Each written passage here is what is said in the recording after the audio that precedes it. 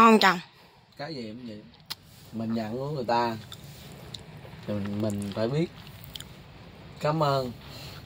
Cảm ơn chị gái à. Cảm ơn chị gái. Ăn quá ngon chị gái à. Sống đúng ngon. Cảm ơn. Đúng rồi, ngon quá. Đúng rồi.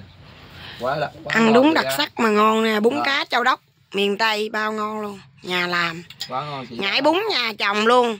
Rồi rau muống này nãy sáng em bào nè, ngon.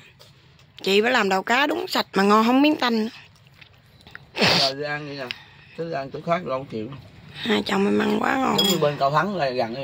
Không em, thôi ăn quá dở luôn. Bên, bữa đó chồng mua mẹ ăn á, dở quá. Tôi cũng 60.000 ăn đâu được. Ghê à?